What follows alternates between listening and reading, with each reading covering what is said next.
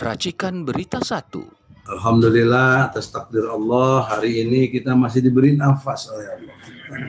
Karena kalau nggak ada nafas kita jadi mayit, tubuh kita jenazah. Jadi bersyukurlah nafas masih bisa berhembus dalam dada kita menjadi ruh yang dimuliakan Allah. Hari ini fokus kita menyatakan banding terhadap putusan sela ijazah palsu Jokowi di Pengadilan Negeri Jakarta Pusat.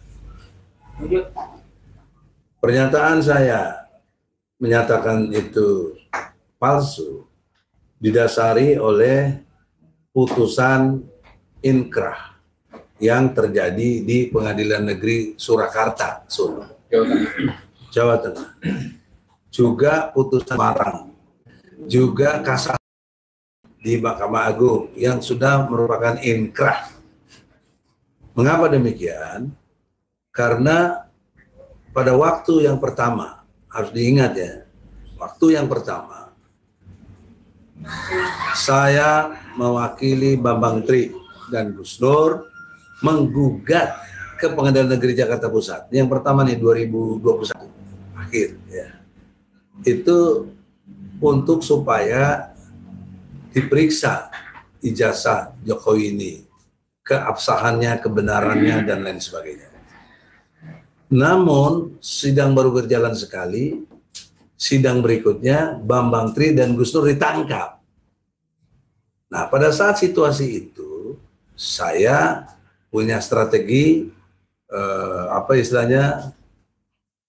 perlawanan secara cabut gugatan saya. Jadi strategi attack, strategi perlawanan saya justru saya cabut. Sebab kalau saya lanjutkan, nggak ada yang bisa nerangkan kesaksiannya, nggak ada alat buktinya, ya. Karena Bambang Tri dan Gus Dur ditahan, bahkan di bawah tanah di Mabes Polri, susah dibesuk, kehilangan momentum daripada saya dikalahkan, saya strategi attack. Saya cabut sehingga posisi menjadi 0-0. Nggak ada yang dikalahkan, nggak ada yang menang. Nah, dilalahnya gitu loh. Dengan ditangkapnya Gus Nur dan Bambang Tri, maka peristiwa perdata tadi, kan saya gugat perdata Pak awalnya, pindah menjadi pidana karena ulah polisi yang nangkap Bambang Tri dan Gus Nur. Jadi pidana dong. Memang waktu di perdata ada adagium atau ketentuan berkait dengan siapa yang menuduh dia harus buktikan. Siapa yang menuduh dia harus mendalilkan. Itu benar. Maka karena ada itu saya tidak mau. Karena saya tidak bisa nanti mendalilkannya ketika Bambang Tri dan Gus Nur ditahan. Nah, karena dilakukan penahanan kepada Gus Nur dan Bambang Tri, berpindahlah kewajiban pembuktian itu ada pada polisi dan jaksa. Polisi bawa segala macam BAP-nya setelah diperiksa, bawa ke jaksa, jaksa sudah merasa P21 cukup bawa ke pengadilan. Itu mekanisme hukum.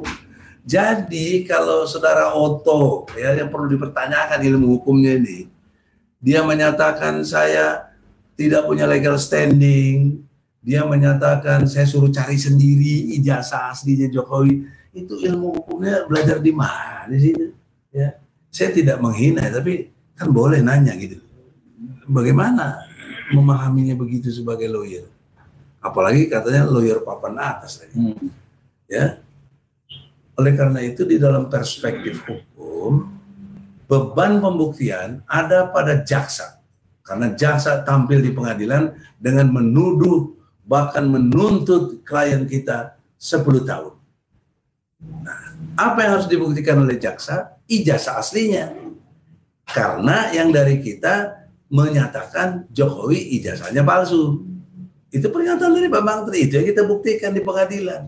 Ternyata di pengadilan jaksa tidak menampilkan ijazah asli. Berarti confirm dong bahwa memang Jokowi tidak punya ijazah aslinya, gitu loh. Nah, kalau ada orang ngomong, oh sebenarnya dia punya Egy Sujana dan kawan-kawan dibiarkan aja supaya begini begitu. Semua penjelasan yang tidak di hadapan pengadilan atau tidak depan majelis hakim itu semua tidak bernilai secara hukum karena tidak dijelaskan di pengadilan. Karena kalau dijelaskan di pengadilan berkonsekuensi hukum yang sangat serius. Kalau keterangannya palsu, keterangannya tidak benar, bisa kena 7 tahun karena memberi keterangan palsu di pengadilan. Dan yang keduanya saksi-saksi. Nah, jadi jangan main-main dengan pengadilan. Nah, sekarang masuk babak ketiga. Karena babak keduanya tadi yang di Solo. Babak pertamanya waktu saya dicabut itu, saya cabut. Jakarta Pusat. Pindah ke Solo jadi pidana, dan pidana exactly tidak bisa dibuktikan karena di depan hakim. Ini hakim, nih kita hakim, saya di situ sama jaksa, sampai jaksa sini panggil. Saya bilang depan hakim, Pak Hakim, ini mana, masa nggak ada ijazah aslinya? Yang ada cuma fotokopi dengan dilegalisir. Lalu saya nanya sama jaksa, gimana penjelasannya? Ya bagaimana bang? Dia manggil saya bang. Kan saya dapatnya dari polisi begini. Gitu. Artinya itu mengkonfirmasi memang tidak benar. Nah, kalau keterangan saya nggak benar kan saya bisa dipersoalin sama jaksa. Oh, jaksa jadi gagal paham hukum gitu bang? Ah, itulah makanya. Jadi gagal pahamnya jaksa diikuti sama foto lagi. Ya, yang harusnya. Nah, jadi kalau logika hukum terbaliknya, dengan tidak bisa dibuktikan ijazah asli, maka yang benar adalah ijazah palsu. Nah, bisa dilihat banyak di medsos kok, terutama yang UGM tuh. Karena yang SD, SMP, SMA nggak ada. Karena kita waktu di Solo itu SD, SMP, SMA. Kita nggak nyinggung yang universitas. Yang universitas di Pengadilan Jakarta Pusat sini. Season atau episode yang ketiga. Ada bang yang tunjukkan bang yang wajahnya agak aneh-aneh gitu? Enggak maksudnya. Yang biasa UGM tuh. Ya. Yang wajahnya aneh-aneh. Jadi dalam perspektif hukum, sekarang ini kita masuk episode yang ketiga dan kita dinyatakan oleh Pengadilan Negeri Jakarta Pusat dengan kompetensi absolut menyatakan pengadilan tidak berwenang. Nah, untuk itulah kita diskusi sebentar dalam rangka banding ini. Saya minta Saudara Arvid sebagai penanggung jawab lawyer atau ini dulu prinsipal dulu. Melihat kondisi ini gimana? Anda kan aja bertanya, kalau nggak berwenang, kewenangannya apa gitu? Terima kasih. Assalamualaikum warahmatullahi wabarakatuh. Waalaikumsalam. Saya ini awam hukum, tidak punya kompetensi, jadi saya nanya sebagai orang yang nggak punya background hukum. Pertanyaannya adalah, bukan dari aspek sebagai ahli hukum ya, pertanyaannya, kalau memang ada ijazah asli, kok nggak ditunjukin? Jawabannya biar aja, biar rame. Oh, niatnya untuk bikin ribut, pecah belah masyarakat. Kalau saya ditanya apa dasar Anda bilang itu percaya itu palsu, karena saya punya track record Pak Jokowi itu berbohongnya sudah berkali-kali, dan berbohong adalah bagian dari pola pikir dan perilaku dia. Jadi buat dia berbohong itu biasa. Itu acuan saya. Berbohong apa? Berbohong dia di publik, mulai mobil SMK dan seterusnya berbohong. Kedua, dia berbohong soal keluarga. Ini dua vital buat saya. Jadi dengan acuan itu, Pak Jokowi mengarahkan paling nggak saya dan kita yang lain ini bahwa ijazah palsunya pun, ijazahnya pun bohong. Ditambah lagi apa?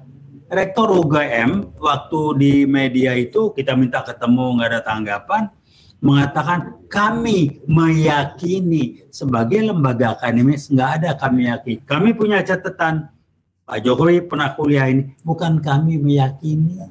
Ini tiga dasar ini, saya bukan orang hukum, ini tiga dasar dari kompetensi yang saya belajar, ada mindset yang nggak beres. Mindset nggak beres untuk menutupi kebohongan. Jadi memang kalau hakim tindakannya seperti itu, lari dari pengadilan, cari alasan nih, ya memang dia kalau harus membuktikan, udah diancam. Diancam dia, saya yakin diancam. Sehingga hakim coba lihat, berusaha kalau ngomong jasa palsu, berusaha untuk tidak sampai sidang itu terjadi. Ada yang hakimnya lari 3 majelisnya, ada yang tiba-tiba pakai ikor, suka-suka kau lah orang Medan bilang. Buntutnya tidak berwenang. Kok 5-6 bulan baru ngomong tidak berwenang, baru dapat solusi kan untuk melarikan diri. Inilah gambaran. Jadi saya bilang, saya sih nggak kaget gitu ya. Nah di satu sisi yang lain lagi ada pihak yang mesti terima kasih sama kami. Siapa? Ya paling nggak Bro Otto lah, paling nggak dapat bayaran gara-gara kita bergerak begini kan untuk membela itu, bayarannya dapat duit. Kami bukan bilang minta dibagi, enggak. Cuman ada orang yang diuntungkan, memanfaatkan ini segala macam. Itu rezeki Anda, silakan aja. Ada kelompok yang bingung, para hakim bagaimana harus ngeles untuk supaya hal ini tidak dibuka di pengadilan segala macam. Kira-kira itu. Jadi gamesnya apa? Dari mindset saya mengatakan cuman mencari cara, dalih, walaupun mentertawakan, yang penting ini tidak diproses lah. Itu aja. Ajukan lagi, nanti ada lagi caranya. Yang saya cuman prihatin dan pertanyakan, kok lembaga-lembaga pendidikan, fakultas hukum khususnya, kok nggak berbunyi ya, diam aja. Ini kan dipermainkan ilmu Anda ngasih kuliah, kok Anda diam aja, ada kelakuan praktek yang seperti ini, bunyi dong. Dekan ya, rektor. Terserah lah yang ngomong fakultas hukum itu. Kalau ini masuk bidang kompetensi, saya akan berbunyi. Walaupun saya sudah pensiun sebagai dosen, saya akan berbicara. Nggak benar, jangan dibiarin dong. Veritas, probitas, justisi, apalagi dari UI. Ngomong dong Anda. Ini bukan kompetensi saya. Kalau logika non-hukum saya keliru, tolong dikoreksi. Tapi saya mengatakan, dasar saya mindset. Kali itu sudah jadi bagian dari pola pikir dia, buat dia berbohong tuh biasa. Nilai-nilai kejujuran nggak penting buat dia. Jadi enteng-enteng aja. Itu aja yang saya sampaikan, pembelajaran untuk kita buat bangsa ini. Tapi jangan lupa, Brother Taufik ini prinsipal. Persis. Artinya menggugat. Jadi kompetensinya menggugat. Jadi saya bilang lakukan aja terus. Kita mau lihat mau ngeles apa lagi sih? Buat saya sih lucu-lucu aja lah, hakimnya kabur, ngeles nggak kompeten, nggak berhak, itu ngeles aja. Lur lama. Iya, 5 bulan, 6 bulan, baru bilang tidak kompeten, tiba-tiba pakai ikor. Ini logikanya apa? Ikor tuh lagi COVID. Tahu nggak? Cara itu adalah menjawab tantangan lingkungan. Kalau tantangan lingkungannya bisa tidak harus online, kenapa Anda pakai online? Jawabannya simpel, supaya saya bisa lari, menghindar. Dan ini betul kan? Hindar terakhir adalah tidak berwenang. Jadi maaf dari majelis hakim, ini bidang kompetensi saya, bukan bidang hukum, tapi kelakuan Anda itu sangat mudah untuk dibaca. Sangat dan memalukan. Dan memalukan. Tidak ini cermin apa? Tolong Anda tanya, apa prinsip hidup Anda? Apa keyakinan Anda? Anda tolong jawab. Kenapa Anda dilahirkan? Untuk apa Anda ikut pengadilan? Apa sumpah Anda ketika bekerja di jabatan ini? Apa makna sumpah itu? Apa konsekuensi? Anda jawab itu aja. Saya ngomong bukan ilmu hukumnya, sumpah jabatan Anda. Dan tolong, kalau Anda percaya, enggak juga enggak apa-apa. Tapi saya wajib menyampaikan, tindakan perilaku Anda bekerja dengan cara seperti itu, rezeki Anda untuk orang yang Anda beri makan, keluarga Anda, itu rezeki yang nggak benar. Anda siap untuk konsekuensinya. Saya bukan orang memutuskan, lihat aja. Allah tidak tidur, Dia Maha Tahu, Dia Maha Adil. Kita lihat nanti. Kalau Allah panjangkan umur saya mau lihat nanti setelah ini berapa lama. Azab Allah tiba. Oke. Terima kasih. Brother Arvid, silakan. Assalamualaikum warahmatullahi wabarakatuh. Proses yang sudah berjalan terkait gugatan ijazah palsu, di mana hakim, baik telah disampaikan tadi, memutus putusan sela, pengadilan negeri tidak berwenang, pengadilan negeri Jakarta Pusat tidak berwenang untuk memeriksa dan mengadili perkara ini. Ya. Menurut kami itu putusan yang keliru, dan sebagaimana yang telah tadi disampaikan oleh Prof. Egy, bahwa kami akan banding. Dan kenapa kita banding dengan dalil pertama yang paling mencolok itu tentunya tidak ada putusan pengadilan dengan syarat formil yang benar. Ada syarat formil yang disalahkan atau yang tidak benar. Dari proses pemanggilan tergugat satu aja. Setelah mediasi, kenapa harus panggil 3 kali? Ini kan bukan sidang pertama, harusnya ditinggal. Artinya apa? Eksepsinya tuh harusnya udah nggak diterima. hakim masih baca eksepsinya. Jadi ada satu keistimewaan di luar dari prosedur hukum acara. Harusnya, yes, kalau kita mau mentoleransi panggilan cukup sekali, dan itu dia nggak datang 2 kali sampai panggilan ketiga. Dan panggilan ketiga dia datang menunjukkan eksepsi. Dibaca eksepsinya dijadikan dasar putusan. Nah, itu di luar dari konteks hukum acara, baik 118 ayat dan seterusnya terkait pemanggilan, itu pun diatur kapan tergugat dipanggil sekali, 2 kali, sampai 3 kali, dan ditinggal. Ini nggak ditinggal tergugat, ditunggu. Dan pasal 185, Dan itu juga sidang di itu. Dan juga terkait masalah e-court, memang saat ini dimungkinkan sidang e-court, tapi tanya dulu para pihaknya. Ya, harus setuju apa tidak? Setuju nggak dengan proses e-court? Kita nggak setuju waktu itu. Karena pada saat proses e-court itu ada tanda tangan persetujuan, ya. Dan karena juga hukum acara mengatur sidang terbuka untuk umum dalam hal kecuali sidang-sidang yang bersifat asosial atau ada sifat kerahasiaan perusahaan. Itu pengecualian, dan ini pun tidak masuk dalam pengecualian. Jadi e-court-nya itu pun sifatnya itu kami dipaksa atau bukan berdasarkan kesepakatan. Jadi jalannya begitu, ya. Dan juga apakah pengadilan negeri tidak berwenang untuk memeriksa dan memutus perkara ini? Ya tentunya hakim dengan berpikir seperti itu kami tidak sependapat dan tidak logis pemikirannya. Karena kalau memang pengadilan kita berwenang, hakim berpendapat pengadilan tata usaha negara yang berwenang karena ini gugatan objektun, maka gugatan kami itu bukan bersifat konkret, individual, dan final terkait keputusan objektun. Itu jelas. Karena nggak mungkin konkret, individual, dan final seperti objektun kita menggugat 8 pihak. Berapa pihak kita gugat? 10 pihak. Nggak mungkin. Kalaupun ada Undang-Undang 30 tahun 2014 terkait masalah good corporate governance terkait perbuatan melawan hukum tata usaha negara, itu hanya sebagai dalil tambahan, tapi bukan suatu dalil utama.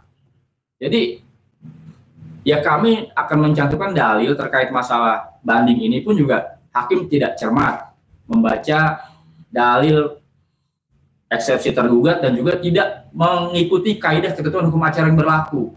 Harusnya ditinggal tergugat satu itu. Ini ditunggu sampai pada diterima eksepsi dan terjadi putusan seperti ini.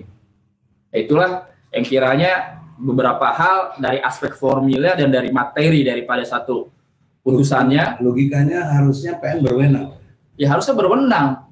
Dari mana sudut berwenangnya secara ilmu hukum? Ya itu tadi. Ini bukan objektun karena bukan keputusan tata usaha negara yang bersifat konkret, individual, dan final. Dan juga kalaupun misalnya kita dan berupa besiking, iya, dan juga kan sekarang kan tahun 2014 itu kan undang-undang TUN yang baru itu dia ada perbuatan melawan hukum terkait pejabat TUN.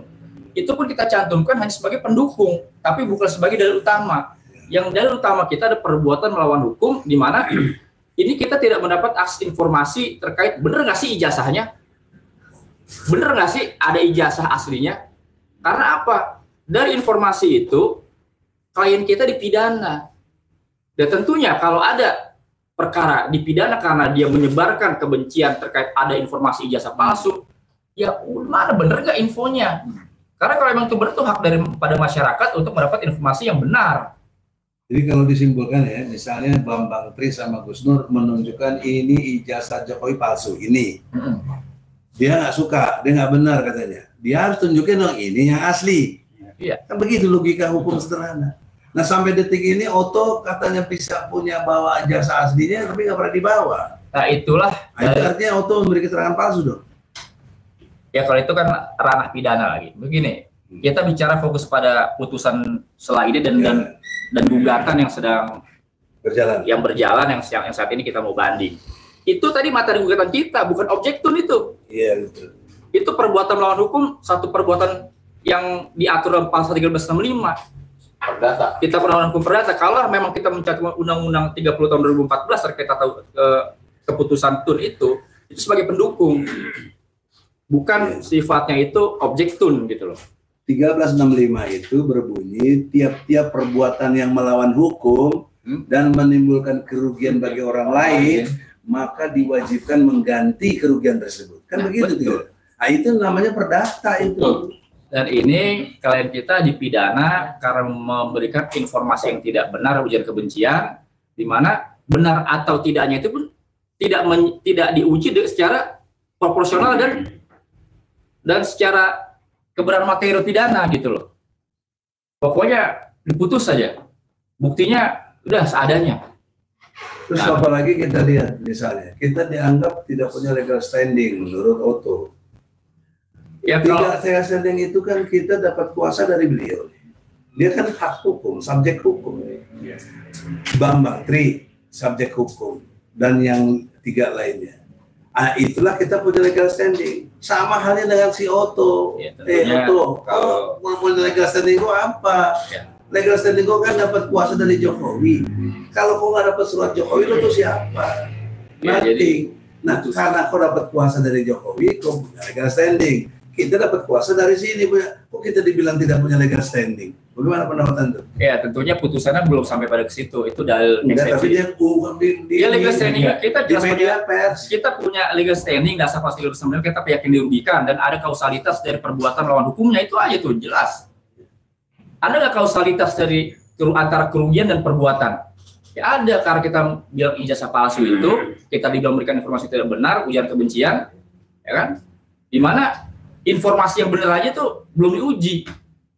Dan kalau memang itu benar, itu untuk pasal 311 KUHP itu tidak dipidana orang yang kalau informasi ternyata dapat dibuktikan dengan benar.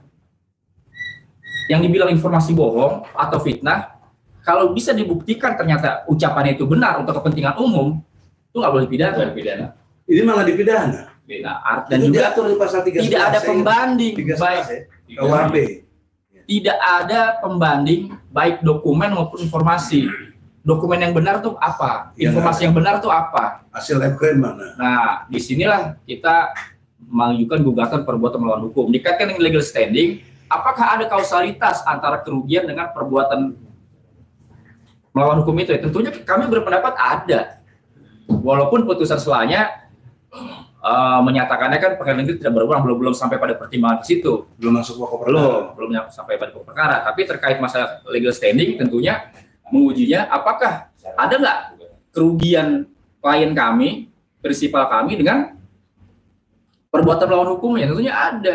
Karena baik itu sebagai warga negara berhak untuk mendapatkan informasi yang benar dan jelas, dan juga yang sudah dipidana tadi, baik Gus Nur maupun Bambang Tri yang sudah mendapat kerugian secara nyata, yaitu dipidana. Saya ada pertanyaan yang orang awam ya. Kan sebelum diputuskan tidak berwenang, pengadilan itu sudah melakukan upaya mediasi. Artinya dia sudah menerima itu. Artinya kita sudah berwenang. Iya sudah ini. Dia kalau enggak dia tolak di situ dong. Ya. Mediasi sampai berapa kali? 2 kali segala macam. 4 bulan. Sampai 4 bulan masih Sudah mediasi. Oh sekarang bilang tidak berwenang lah, kemarin bisa. Saya orang awam nih. Logika awam saya loh. Kok udah ditangani, mediasi nggak berhasil, sekarang bilang tidak berwenang. Lah kemarin ngapain aja? Ya kalau guyonan saya bilang. Kok dia begitu? Itu jawaban orang Medan, suka-suka aku lah, aku kadang ngatur. Kedua komentar saya, ini istilahnya @ngeles.com. Cuman kalau mau @ngeles.com yang rada cerdik supaya kita senang. Ini @ngeles.com-nya kasar, tidak cerdas. Jadi kita nggak respect saya. Maka harus diperjelas perbuatan melawan hukumnya apa. Satu yang mendasar adalah adanya dugaan ijazah palsu. Itu dipakai oleh Jokowi untuk melamar jadi wali kota, gubernur, dan 2 kali presiden. Jadi dia sudah merugikan rakyat Indonesia, bukan cuma ini aja, bukan cuma Bambang Tri, rakyat Indonesia. Karena dia dengan ijazah itu menjadilah dia presiden. Kriminal. Ya, kriminal ini jadinya.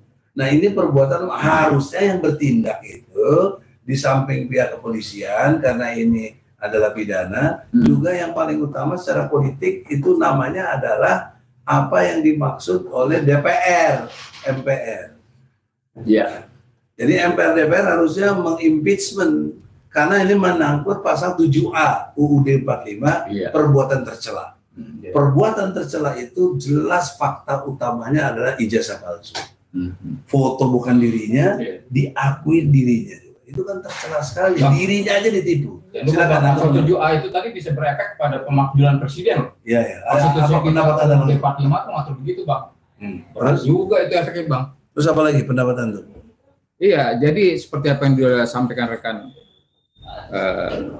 Efri dan rekan Egy Sujana, gitu, dan Bang TB kita biasa panggil, itu sedemikian rupa kita sudah mungkin Bang dari gugatan kita yang pertama itu 2022 yang pertama ya 21 akhir Bang. Nah, jadi udah 2 tahun lebih begitu. Tadi Abang singgung di Pengadilan Negeri Jakarta Pusat sini, kemudian di Solo yang kedua kita malah dipidana begitu ya. Yang ketiga di Jakarta Pusat lagi. Kita di Jakarta Pusat lagi begitu ya. Jadi sebetulnya ini kan tidak lepas ya Bang, dari gugatan utama kita adalah bagaimana seorang Jokowi yang presiden RI itu katanya begitu. Katanya Bang ya, karena kita masih menggugat terus Bang tentang eksistensi dan keabsahan beliau sebagai presiden RI ya, karena ijazahnya itu belum bisa kita buktikan secara formal di pengadilan Bang. Seperti itu. Karena apa? Karena pihak pengadilan negeri Jakarta dan di Solo tadi ngeles tadi Bang. Sampai saat ini masih ngeles juga. Oleh karenanya tadi rekan-rekan sampaikan bahwa kita tetap biar bagaimana berupaya. Di samping kita akan melakukan upaya banding begitu Bang terhadap keputusan Pengadilan Jakarta Pusat, dan kemungkinan besar sekali kita akan ajukan lagi akan ajukan kembali gugatan perdata di samping banding ya. Di samping banding pastinya kita akan ajukan lagi gugatan perdata Bang tentang ijazah palsu ini sampai ada ujungnya gitu, karena kan apa yang disampaikan oleh Ketua Sibuan itu seperti itu, dia melulu bilang kita tidak punya legal standing, kita tidak cari ijazah, tidak menunjukkan adegiumnya adalah siapa yang Bang Egy sampaikan, siapa yang membuktikan, siapa yang dalilkan, dia membuktikan. Sekarang kan udah posisi sudah terbalik. Kita dalilkan bahwa Jokowi itu tidak memiliki ijazah asli. Dia buktikan dong, harus punya ijazah. Kalau Ketua Sibuan tidak terima atau bisa membuktikan, ya silakan tunjukkan pada kita. Asli mana? Nah, Bang ini kita punya yang asli loh, ente enak-enak aja nuduh sembarangan gitu. Ente bisa aneh gugat balik, kata itu begitu sih Bang. Ini kan, biarkan saja, kami tidak mau menggugat balik. Itu basa-basi seperti itu. Itu bahasa lain mengkonfirmasi dia nggak punya. Nah, Jokowi nggak perlu, inilah persoalan ini dengan menggugat balik dan akan memperpanjang masalah ini. Nggak bisa begitu. Selama kebenaran hukum secara formal tadi belum bisa kita temukan Bang, kita akan tetap gugat. Kalaupun nanti Presiden Jokowi kalau sampai Bang, Oktober 2024 selesai masa jabatan presidennya, ya tetap saja gugat ini bisa berjalan terus. Kita akan buktikan pada masyarakat bangsa Indonesia bahwa kemungkinan kita pernah punya presiden yang tidak punya ijazah asli akan terbukti kalau pengadilannya memang fair ya, bertindak secara adil dan formil. Bukan fair, berani. Ini bukan fair, nggak berani. Nggak berani. Bukan nggak fair. Ya karena nggak berani jadi nggak fair. Iya, maka dia lari. Iya, ngeles.com lah. Ngeles.com. Jadi seperti yang rekan-rekan tadi sebetulnya saya sih ngerti kalau latar belakang utama dari persoalan tadi sidang online atau tidak online itu kan sebenarnya mengacu pada peraturan Mahkamah Agung Bang, yaitu dengan alasan awal tadi dengan masalah COVID Bang. Ya, dari mulai peraturan Mahkamah Agung nomor 1. Dari tahun 2018 itu nomor 3. Ya, makanya harus ada kesepakatan biar bisa mengesampingkan undang-undang yang lebih tinggi. Iya, padahal ini peraturan Mahkamah Agung berada di bawah kita pidana hukum acara pidana. Di bawah nggak boleh. Tidak ada lagi alasan bahwa ini adalah persoalan COVID misalnya kan, karena online harus COVID. Tapi mereka juga berasa enggak, tidak ada hubungannya dengan COVID. Tapi yang pasti disampaikan rekan Alfred juga bahwa dikonfirmasi kepada pihak penggugat dan tergugat di muka persidangan, dan ini tidak pernah dikonfirmasi sama sekali. Tahu-tahu sepihak hakim memutuskan besok putusannya online, begitu Bang. Iya, jadi ini kan logik itu yang saya bilang. Padahal majelis hakim yang dulu kita usir Bang. Tolong logikanya yang rada cerdas, jangan maksa.com. Karena nggak ada COVID, Ikut karena undang-undang itu kan undang-undang aturan keluar waktu lagi situasinya orang nggak bisa. Mahkamah Agung. Iya lah, oke lah. Tapi itu dilakukan sebagai upaya saat ada COVID, tidak bisa online, tidak bisa offline, ketemu tetap muka. Itu dipakai. Ini logikanya. Saya bukan orang hukum, tapi kalau orang hukum nggak punya logika begitu, hukum itu logika loh, dengan dasar nilai kebenaran segala macam. Ini waduh, ngeles.com kok makin lama makin goblok bener ya, maaf. Saya bilang aja goblok. Mau diskusi sama saya boleh. Saya tunjukkan itu logika goblok. Bukan ngomong hukum. Maaf. Terakhir, Pak Arvin, silakan. Iya. Ya, tentunya yang harus diketahui juga pada saat mediasi itu kita pun juga menyampaikan, ya. Jadi mediasi ini kan terkait kesepakatan para pihak dan juga penyelesaian di luar daripada itu proses hukum. Kita sampaikan di dalam mediasi persidangan, kalau memang Jokowi bisa menunjukkan ijazahnya, maka kami akan cabut gugatannya. Case close. Iya, kami akan cabut gugatannya. Itu sangat mudah. Makanya di sini, oke lah, ini kita membuat ke pengadilan itu soal hukumnya. Tapi ada yang jauh lebih dalam, ada yang jauh lebih penting lagi dari soal masalah proses hukum, yaitu masalah moral. Yang kiranya ini menjadi pertanyaan masyarakat yang mudah untuk dibuktikan. Jadi nggak usah muter-muter. Bahkan kita mediasi pun kita sampaikan, kalau emang ada kita cabut ke gugatannya, selesai. Kita minta maaf. Sempat kita bilang kayak gitu kan? Tapi nggak ada eksepsi segala macam. Harusnya nggak usah eksepsi. Hadapi sampai pokok perkara. Dan bahkan jangan pakai lawyer, walaupun itu hak, saya tahu. Tapi secara moral, kita bicara moral, datang sendiri. Bawa ijazahnya ini, cabut gugatan kamu. Iya, nggak apa-apa dong. Apalagi dia presiden ya. Itu top. Ya. Kalau datang, nih ijazahnya nih, cabut gugatannya. Gugatan kamu salah. Ya nggak apa-apa, kita akui. Tapi nggak ada kayak gitu. Gitu. Itu kan bagian dari strategi bikin ribut masyarakat, pecah belah ya itu. Sengaja ciri-ciri komunis, Pak. Iya, itu ciri-ciri PKI gaya baru. Makanya saya bilang beliau itu PKI gaya baru. Oke, proses hukum ini kan karena memang kita negara hukum kita ikuti, tapi harusnya itu di luar daripada proses hukum ini yang menjadi pesan terpenting adalah ini moral soal keterbukaan informasi publik yang lebih jauh daripada undang-undang keterbukaan informasi publik. Ya, ini ada masyarakat yang curiga nih, yang bikin rame di sana. Ya udah, apa sih masuk nggak percaya saya punya ijazah? Gampang dibuktiin kan? Waktu ke KPU juga ditunjukkan kok ijazahnya kok.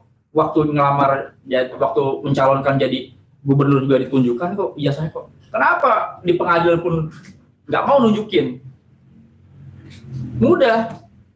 Tapi kenapa ya berlindung di balik aspek formil daripada satu hukum acara? Nah, itulah masalahnya. Mungkin yang ditunjukin di KPU apa ya? Ngomong-ngomong, sudah dinyatakan banding belum nih? Sudah resmi dinyatakan banding. Udah bayar belum? Kalau itu pasti dong, udah. Mantap. Oke, ada tambahan aja? Cukup. Nah, saudara-saudara, closing statement-nya adalah bahwa pertama, Jokowi dengan hormat, kami hormati Anda masih Presiden Republik Indonesia sampai tanggal 20 Oktober.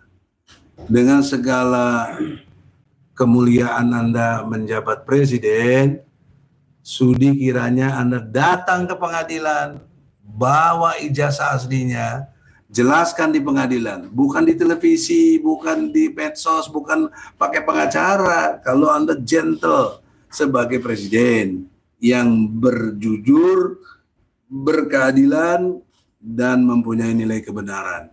Itu yang pertama ya. Nah, maka sampai banding kita masuk, memori banding yang kita buat, Anda juga tidak menunjukkan ke pengadilan Jakarta Pusat ijazahnya Anda, dipastikan Anda tidak punya ijazah asli. Itu logika, nggak bisa kita di bohong-bohongnya harus menyatakan Jokowi punya ijazah. Yang kedua, buat Oto, ya tidak bermaksud saya sok tahu ya. Tapi kalau Anda kualitasnya gitu, Anda belajar lagi lah. Ya. Sedih saya lihatnya begitu loh. Kok saya suruh nyari-nyari ijazah Jokowi? Yang punya ijazah siapa sih Jokowi? Ya, Jokowi harus membuktikan loh.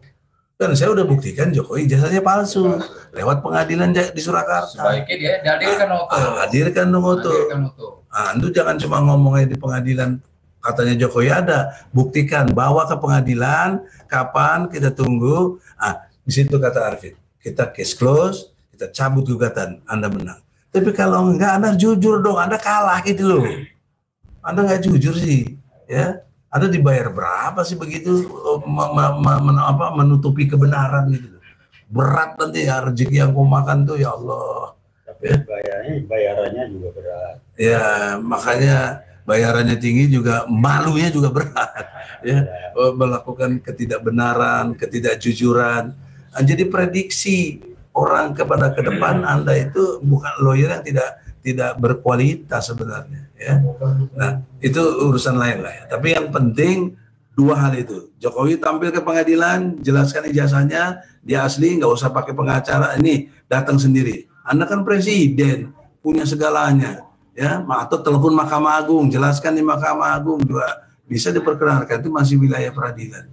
Nah, yang kedua, Oto jangan ngomongnya omdo gitu loh, yang nggak berdasar ilmu. Kok saya disuruh cari ijazah asli dan saya dianggap tidak legalitas. Nah, ini legalitasnya apa? Dapat kuasa dari Jokowi, kita dapat kuasa dari sini, prinsipal. Itu kan pelajaran dasar.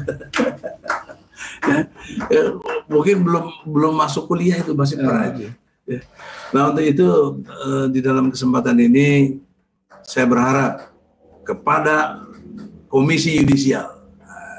Saya ingatkan Komisi Yudisial, ini pelanggaran kode etik hakim yang sudah terang-terangan. Serius. 1, tidak profesional. 2, tidak berdisiplin tinggi. 3, tidak jujur, tidak adil, dan tidak benar. Ngeles.com. Nah, itu ada di kode etik hakim yang 10 poin itu. Maka KY kami akan surati nanti, tolong Pak Arifin, supaya ikut memantau ini karena kita mau masuk ke pengadilan. Dia sudah bayar loh. Jadi negara udah ngutang sama kita nih. Ini rakyat kesadarannya bayar loh untuk dapat keadilan ini. Bukan gratis, bayar. Ya, harus diperhatikan ini. Jadi sekecil apapun uang itu uang rakyat. Kok kalian timpe begitu aja? Enak aja bilang tidak berwenang. Tidak berwenang, kalau nggak berwenang terus kita mau kemana gitu loh. Kalau kita suruh ke PT UN, di PT UN dibilang juga nggak berwenang karena nggak ada urusannya dengan kompetensinya sebagai PT UN. Itu kita kemana? Kan berarti kalian yang bikin jahat kepada rakyat. Nah, ini KY dan Bawas, Badan Pengawas Mahkamah Agung, perhatian. Kalau enggak nanti saatnya rakyat bergerak mencari keadilan sendiri. Itu pasti terjadi, cepat atau lambat. Insya Allah, demikian saudara-saudara. Semoga Allah membantu kita dalam rangka menegakkan kejujuran, kebenaran, keadilan. Amin. Allahu Akbar. Assalamualaikum warahmatullahi wabarakatuh.